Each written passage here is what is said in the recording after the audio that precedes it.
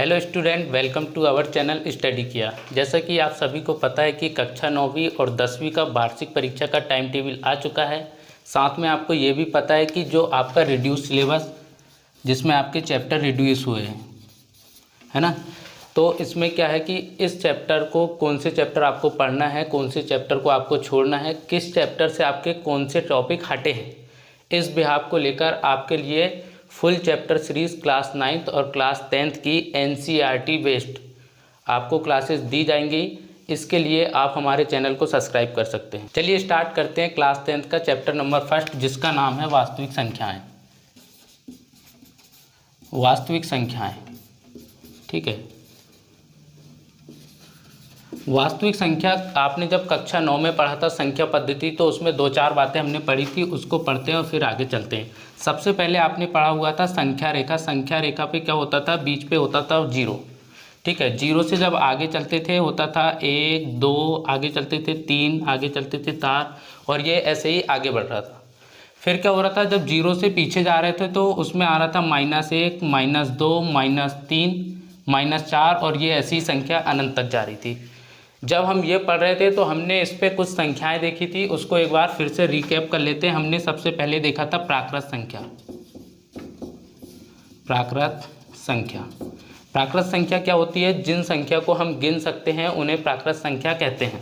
तो प्राकृत संख्या जिनको हम गिन सकते हैं, मतलब कि 1, 2, 3, 4, तो प्राकृत संख्या क्या होगी? 1, 2, 3, 4, और ये ऐसे ऐसे अनंत तक जाएगी, ठीक है। दूसरी हमने पढ़े थे पूर्ण संख्या। पूर्ण संख्या क्या होती है? पूर्ण संख्या, पूर्ण संख्या हमने पढ़े थे कि जो अपने आप में पूर्ण हो। एग्जाम्पल के लिए लेते हैं कि अगर 10 कहीं पे लिखा है, इस पे 10 जो है अपने आप में पूर्ण संख्या है। अगर 10 अपने आप में पूर्ण संख्या है तो ये 0 भी अपने आप में पूर्ण संख्या होगा। मतलब कि क्या, कि पूर्ण संख्या जो है वो 0 से चलते हुए आगे तक जाएगी। तो पूर्ण संख्या के लिए हम लिख सकते हैं 0, 1, 2, 3, 4, और ये भी अनंत तक आगे जाएगा। तीसरा हमने पढ़ा था पूर्णांक संख्या। पूर्णांक संख्या, अब पूर्णांक संख्या क्या होता है? पूर्णांक संख्या में हमें माइनस वाली संख्या को भी लेना पड़ेगा, 0 भी लेना पड़ेगा, और प्लस वाली संख्या भी। तो पूर्णांक संख्या मतलब ये भी चलते हुए आएगी, -2, -1, 0, 1, 2, 3, और ये भी चलते हुए जाएगी अनंत तक। चौथा हमने पढ़ा हुआ था परिमेय संख्या। परिमेय संख्या, परिमेय संख्या क्या होती है? जिन्हें अंश एवं हर के रूप में लिखा जा सकता हो। मतलब कि परिमेय संख्या को आप P/Q के रूप में लिख सकते हो। तो परिमेय संख्या जो कि भिन्न में लिखी हो, 1/2, 2/3, 3/4, मतलब कि संख्या रेखा के बीच में कोई ऐसी संख्या होगी, 0 से 1 के बीच में मान लो कोई एक पॉइंट होगा, ये ले लो, 0 से 1 के बीच में मान लो ये पॉइंट है और ये पॉइंट है 1/2, मतलब कि ये परिमेय संख्या होगा।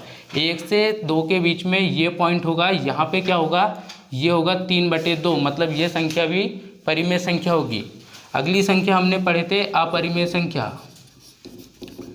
अपरिमेय संख्या, अपरिमेय संख्या क्या होती है? अपरिमेय संख्या मतलब जिसे आप P/Q के रूप में नहीं लिख सकते। मतलब कि क्या, जो संख्या करनी में होगी, करनी 2, करनी 3, करनी 5, उसके साथ में ले लो पाई, उसके साथ में ले लो जो संख्या कभी निरंतर ना चले, मतलब कि 0.01, 0.01, 0.001, ऐसी संख्याओं को आप अपरिमेय संख्या कहते हो।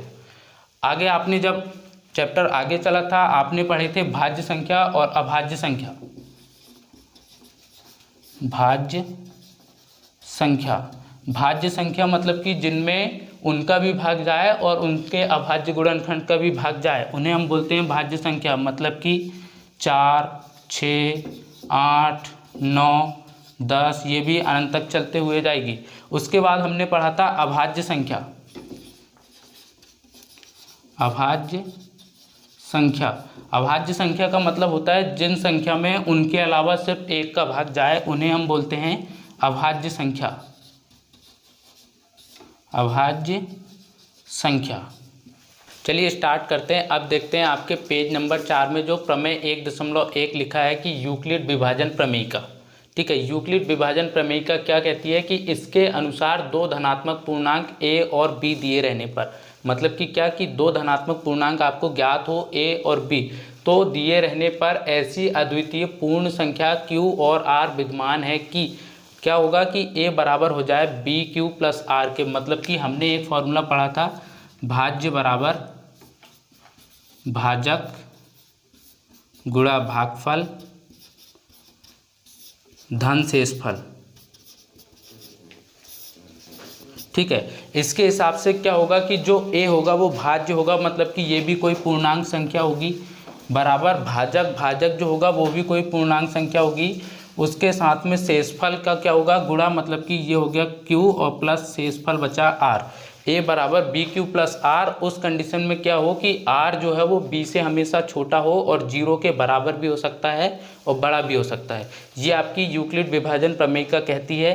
इसके हिसाब से क्या है कि a बराबर बी क्यू प्लस आर, इसमें आपको क्वेश्चन भी करना पड़ेगा। आगे चलते हैं, अब देखते हैं चैप्टर नंबर 1 का एग्जाम्पल नंबर 2 जो है वो क्या बोल रहा है। एग्जाम्पल नंबर 2 कहता है कि दर्शाइए कि प्रत्येक धनात्मक समपूर्णांक, मतलब प्रत्येक धनात्मक समपूर्णांक जो है वो 2q के रूप का होता है, और आगे बोला है तथा प्रत्येक धनात्मक विषम पूर्णांक 2q प्लस 1 के रूप का होता है, 2q प्लस 1 के रूप का होता है ना। इसने आगे में भी बोला है कि जहाँ q क्या है, q एक पूर्णांक है, मतलब q बराबर है पूर्णांक के। ठीक है, अब हम देखते हैं कि उसने बोला है कि 2q के रूप पे सम होना चाहिए, मतलब 2q के रूप पे जब धनात्मक पूर्णांक होगा तो वो सम होगा, 2q प्लस 1 के रूप में जब होगा तो वो विषम होगा। ठीक है, और q जो है वो पूर्णांक दिया है। तो हम सबसे पहले इसके हल में क्या लिखेंगे, इसके हल में लिखना हमें ये है कि सबसे पहले हम ये बात लिखेंगे कि धनात्मक पूर्णांक जो है वो a है। तो हम लिखेंगे इसके लिए कि माना कोई धनात्मक पूर्णांक a है, माना कोई धनात्मक पूर्णांक बराबर a है, मतलब कि a हमारा कोई धनात्मक पूर्णांक है। और हमारे लिए यूक्लिड विभाजन प्रमेयिका के अनुसार क्या होता है, a बराबर बी क्यू प्लस आर। अब बी क्यू प्लस आर होता है तो a तो होता है हमारे पास भाज्य और b होता है भाजक। तो यहाँ पे भाजक क्या है b, और जो q के साथ में है वो भाजक है, मतलब जो यहाँ पे q के साथ में होगा वो क्या होगा भाजक। तो उस हिसाब से हमारे पास इस क्वेश्चन के लिए एवं भाजक क्या हो जाएगा, भाजक बराबर 2 है। ये आप लिख सकते हो। जब आप यहाँ तक लिख सकते हो तो अब लिखोगे आप तब यूक्लिड विभाजन प्रमेयिका से, यूक्लिड विभाजन प्रमेयिका से, यूक्लिड विभाजन प्रमेयिका से क्या है, यूक्लिड विभाजन प्रमेयिका होती है a बराबर बी क्यू प्लस आर। जब आप करते हो तो a धनात्मक पूर्णांक हमारे पास ऑलरेडी a दिया है, b का मान कितना है, b बराबर 2 हो, मतलब कि 2, और q प्लस आर, r यहाँ पे क्या है, देखो कंडीशन होती है कि a बराबर बी क्यू प्लस आर जब हो जाए तो हमारा r जो है वो किससे छोटा होगा, b से छोटा होगा, और 0 से बड़ा भी हो सकता है या बराबर भी हो सकता है। जब r 0 से बड़ा भी होगा और r 0 के बराबर भी होगा तब a बराबर 2q प्लस आर के लिए क्या होगा, संभावित शेषफल। तब हम लिखेंगे तब r के संभावित मान, r के संभावित मान क्या होगा, देखो b से छोटा होना चाहिए। b कितना है, b यहाँ पे आपको देके रखा है भाजक b बराबर 2 है। जब b से छोटा होगा मतलब 2 से छोटा होगा तो या तो 0 होगा या 1 होगा, क्योंकि 2 होगा तो 2 के बराबर r नहीं होना चाहिए, 2 से छोटा होना चाहिए। तो r के संभावित मान हमारे पास निकल के आ गए 0 और 1। जब 0 और 1 निकल के आ गए तो हम पहली स्थिति में 0 को रखकर सॉल्व करेंगे और दूसरी स्थिति पे 1 को रखकर सॉल्व करेंगे। हम करते हैं स्थिति 1। स्थिति एक में आप क्या करोगे, r का मान 0 रखने पर, मतलब कि r बराबर 0 रखने पर, जब आप r का मान 0 रखोगे तब समीकरण जो आपने निकाले हो उसे समीकरण 1 नाम दे देना। आप क्या करोगे, तब समीकरण 1 से, जब समीकरण 1 में r का मान रखोगे तो ये हो जाएगा a बराबर 2q प्लस r की वैल्यू है 0, तो ये हो जाएगा। तो यहाँ से क्या निकल के आएगा आपके पास, a बराबर 2q। अब देखो यहाँ पे q कोई पूर्णांक है, आपने लिख के रखे हो यहाँ पे Q बराबर पूर्णांक है। जब आपके पास Q जो है पूर्णांक है, पूर्णांक 1 2 3 4 कोई भी संख्या हो सकती है। जब 1 लेते हो तो ये 2 एकम 2 हो जाएगा, मतलब कि क्या होगा यहाँ पे देखो 2 गुणा 1 होगा बराबर 2। आप Q का मान 2 रखते हो तो 2 गुणा 2 हो जाएगा, 2 गुणा 2 बराबर भी 4। मतलब ये हर बार संख्या सम आएगी, मतलब कि Q का मान आप कोई भी पूर्णांक में रखोगे तो वो संख्या सम आएगी। तो आप लिख सकते हो जो कि सम संख्या है, सम संख्या है मतलब 2 से विभाज्य है, तो आप लिख सकते हो जो कि 2 से विभाज्य है। ठीक है, जो कि 2 से विभाज्य है। स्थिति नंबर 2 आप करोगे, स्थिति 2 में आपने देखो यहाँ पे क्या करो, r बराबर 0 रखे हो, पहली कंडीशन हो गई। तो अब दूसरी कंडीशन में आपको r का मान 1 रखना पड़ेगा।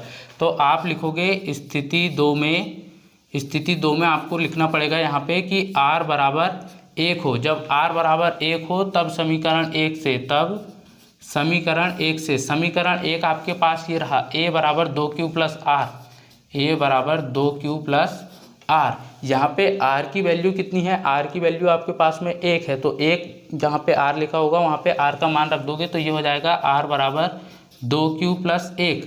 अब देखो यहाँ पे 2q प्लस 1, अब यहाँ पे जो q है वो क्या है, हमारा पूर्णांक है। अब पूर्णांक है तो पूर्णांक कोई भी संख्या होगी तो 1 रखोगे तो क्या हो जाएगा 2 गुणा 1 और प्लस में ये 1 ऑलरेडी दे के रखा है, तो ये हो जाएगा 2 एकम 2 प्लस 1 बराबर आ जाएगा आपका 3, जो कि विषम संख्या होगी। तो आप लिखोगे जो कि यहाँ पे ये संख्या जो थी वो 2 से विभाज्य थी, यहाँ पे जो संख्या 3 आई है वो 2 से विभाज्य नहीं है। तो आप लिखोगे जो कि 2 से विभाज्य नहीं है। इस कंडीशन में जब ये आए गए हमारे पास तो ये होगा सम संख्या, मतलब 2 से विभाज्य है। अतः a बराबर 2q एक धनात्मक समपूर्णांक है, और जो a बराबर 2q प्लस 1 है, a बराबर 2q प्लस 1 है, एक धनात्मक विषम पूर्णांक है, एक धनात्मक विषम पूर्णांक है। ये आप सिद्ध कर सकते हो। ठीक है, समझ में आया? चलिए आगे चलते हैं। अब देखते हैं एग्जाम्पल नंबर 3 आपका क्या कहता है। एग्जाम्पल नंबर 3 आपके पास में कि दर्शाइए कि एक धनात्मक विषम पूर्णांक 4q प्लस 1 या 4q प्लस 3 के रूप का होता है जहाँ पे q एक धनात्मक पूर्णांक है। यहाँ पे आपको दिया है कि 4q प्लस 1 और 4q प्लस 3 के रूप का होता है धनात्मक पूर्णांक। तो हमें सबसे पहले लिखना होगा धनात्मक पूर्णांक क्या है। तो हम हल में सबसे पहले लिखेंगे कि माना a कोई धनात्मक पूर्णांक है, a कोई धनात्मक पूर्णांक है, और भाजक b बराबर क्या होता है, यूक्लिड विभाजन प्रमेयिका के अनुसार a बराबर bq प्लस r। जब bq प्लस r करते हो तो b की वैल्यू जो होगी वो q के साथ होगी, मतलब b जो है हमारा 4 है। तो हम लिख देंगे एवं भाजक b बराबर आपको देके रखा है 4। तब आप लिखोगे तब यूक्लिड विभाजन प्रमेयिका से, तब यूक्लिड विभाजन प्रमेयिका से, यूक्लिड विभाजन प्रमेयिका आपकी होती है a बराबर bq प्लस r। a बराबर bq प्लस r में b का मान आपको देके रखा है 4 है, और r के लिए कंडीशन होती है कि r जो है वो b से हमेशा छोटा होगा और 0 के बराबर भी हो सकता है या बड़ा भी हो सकता है।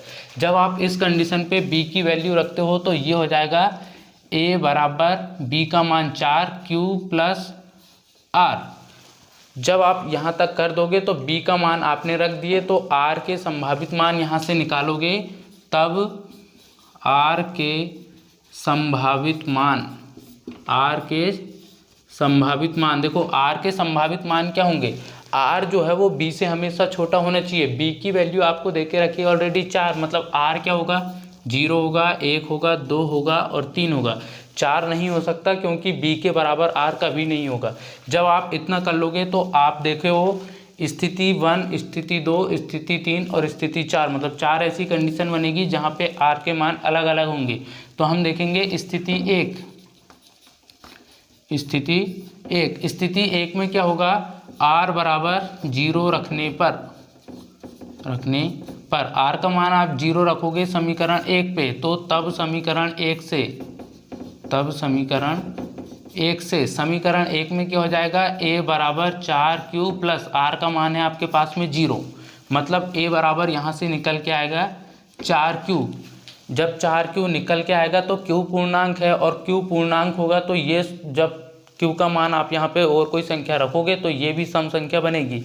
तो आप लिखोगे यहाँ पे जो कि 2 से विभाज्य है, जो कि सम संख्या है, सिर्फ लिख दो सम संख्या है। स्थिति 2 आप करोगे जब r की वैल्यू 1 रखोगे। स्थिति 2 करते हो आप, स्थिति 2 जब r बराबर 1 हो जाए, जब r बराबर 1 हो जाए तब समीकरण 1 से जब स्थिति 2 में आप कर रहे हो r बराबर 1, तब समीकरण 1 से a बराबर b का मान है 4, q का q और प्लस r की वैल्यू आपने रखे हो r बराबर 1 हो जाए, ये लिख दो। ये जो निकल के आया, अब यहाँ पर q अगर कोई पूर्णांक होता तो 4 गुणा q मान लेते हैं हम 1 होगा, तो q का मान 1 और प्लस 1 लिखा है, 4 एकम 4 और 1 5, 4 प्लस 1 बराबर 5, जो कि विषम संख्या है। यहाँ पे आप लिख सकते हो जो कि विषम संख्या है, जो कि विषम संख्या है। क्वेश्चन में आपसे भी पूछा था कि ये जो है विषम पूर्णांक है, मतलब कि पहली विषम पूर्णांक तो हमारे पास में आ चुकी है। जब आप आगे करते हो तो अब करोगे स्थिति 3। स्थिति 3 में क्या होगा कि r बराबर आप रखोगे 2, r बराबर आपने रख दिया 2। जब r बराबर 2 रख दिया तब समीकरण 1 से फिर से रख दो समीकरण 1 में r की वैल्यू, ये हो जाएगा a बराबर 4q प्लस r की वैल्यू आपके पास में है 2। जब 2 है, यहाँ पे q जो है पूर्णांक है, q पूर्णांक आप रखते हो 1, 4 गुणा 1 4 एकम 4 प्लस 2 6, जो कि सम संख्या होगी। तो फिर से आप लिख दोगे जो कि एक सम संख्या है, जो कि सम संख्या है। फिर आ जाओ अगली स्थिति, r की वैल्यू रखोगे 3, तो स्थिति 4 रखोगे आप, r बराबर 3 हो जाए। जब स्थिति 4 में r बराबर 3 हो जाए तब समीकरण 1 से क्या हो जाएगा, a बराबर b का मान 4, q प्लस r की वैल्यू 3। अब देखो यहाँ पे फिर से q का मान 1 रखते तो 4 गुणा 1 4 एकम 4 और प्लस 3 करते तो 4 और 3 7। जब 4 और 3 7 आता तो ये संख्या भी विषम हो जाती, तो हम लिख देते कि जो कि विषम संख्या है, विषम संख्या है। तो हमें क्वेश्चन में भी यही पूछा था कि जो a है वो 4q प्लस 1 के रूप में और 4q प्लस 3 के रूप में विषम धनात्मक पूर्णांक है। हम नीचे लिख देंगे अतः a बराबर 4q प्लस 1 4q प्लस 3 एक धनात्मक विषम पूर्णांक है, एक धनात्मक विषम पूर्णांक है। ठीक है, उम्मीद है कि समझ में आया होगा। चलिए आगे चलते हैं। अब देखते हैं प्रश्नावली 1.1 का क्वेश्चन नंबर 1। 1.1 का क्वेश्चन नंबर 1 जो आपके पास में लिखा हुआ है कि निम्नलिखित संख्याओं का एचसीएफ ज्ञात करने के लिए यूक्लिड विभाजन एल्गोरिथम का प्रयोग कीजिए। आपको क्वेश्चन में देके रखा है 135 और 225, 135 और 225, 135 और 225 का आपको एचसीएफ निकालना है यूक्लिड विभाजन प्रमेयिका से। जब हम देखते हैं तो 225 जो है 135 से बड़ा है, क्या करोगे, 225 बड़ा है 135 से। जब संख्या बड़ी होती है तब यूक्लिड विभाजन प्रमेयिका से ये हो जाएगा a और ये हो जाएगा b, तो आप लिखोगे तब यूक्लिड विभाजन प्रमेयिका से a बराबर बी क्यू प्लस आर, मतलब कि 135 से भाग दोगे 225 पे, इधर साइड भाग लेते हुए चलते हैं आप, तो 135 से भाग दे रहे हो आप 225 में, 135 से भाग देने पर क्या आएगा, 135 एकम 135, जो आपके पास नीचे घटाने पर संख्या बचेगी 0, यहाँ पे 12 में से 3 गया बचा 9, 1 में से 1 गया बचा 0, मतलब कि आपके पास 90 आ गया। तो आप लिखोगे 225 बराबर है 135 गुणा 1 और प्लस का 90। आपने ये लिखे हो स्थिति एक में आपके पास आया है 225 बराबर 135 गुणा 1 प्लस 90। जब आपके पास शेषफल 90 आया जो 0 के बराबर नहीं है तो आपको करना पड़ेगा स्थिति 2 में हो जाएगा कि 90 जो है वो 0 के बराबर नहीं है। जब 90 के 0 के बराबर नहीं है तब आप किस पे लगाओगे, 90 और 135 पे। 90 और 135 में यूक्लिड विभाजन प्रमेयिका से फिर से वही हो जाएगा। 135 जो है वो बड़ा है 90 से। अब आपको करना पड़ेगा 90 से भाग 135 में। मैं करता हूँ 90 से भाग 135 में। जब आप इसे करते हो तो 90 एकम 90 मतलब एक बार भाग जाएगा। ये लो 90 एकम 90, 0 5 में से 0 जाएगा बचेगा 5, 13 में से 9 जाएगा बचेगा 4। मतलब कि यहाँ पे आपके पास में शेषफल जो आया है वो आया है 45। तो आप लिख दोगे 135 बराबर है 90 गुणा 1 और प्लस का 45। जब आपने स्थिति 2 में करे हो तो आपके पास शेषफल 45 आया है जो कि 0 के बराबर नहीं है, तो हमें स्थिति 3 भी करना पड़ेगा। हम लिखेंगे स्थिति 3 में 45 जो है वो 0 के बराबर नहीं है। जब 0 के बराबर नहीं है तब किस पे करोगे, 45 और 90 में। तब 45 और 90 में यूक्लिड विभाजन प्रमेयिका से जब आप इस पे करोगे तो 45 से भाग देना पड़ेगा आपको 90 में। 45 से भाग आप दे रहे हो 90 में, तो 45 एकम 45 और 45 दूनी 90। 90 में से 90 को जब आप माइनस करोगे तो 0। जब स्थिति 3 में आपने करे तो आपने किया हो 90 बराबर 45 गुणा 2 और प्लस का 0। जहाँ पे शेषफल 0 हो जाता है वही उसी संख्या का क्या होता है, HCF। तो अब आप लिख सकते हो अतः 135 और 225 का HCF बराबर 45 है। ठीक है। इसी का क्वेश्चन नंबर 3 भी सरल ही है, ये भी आप कर सकते हो। 2 भी सरल है, वो भी आप कर सकते हो। अब देखते हैं क्वेश्चन नंबर 3। अगला क्वेश्चन देखते हैं। क्वेश्चन नंबर 3 आपको दिया है कि किसी परेड में 616 सदस्यों वाली एक सेना की टुकड़ी, मतलब कि आपको सदस्यों की टोटल संख्या दे के रखा है 616 की संख्या बराबर आपको दे के रखा है 616। उसके बाद आपको आगे दे के रखा है कि 32 सदस्यों वाली एक आर्मी बैंड, मतलब कि आर्मी बैंड के सदस्यों की संख्या,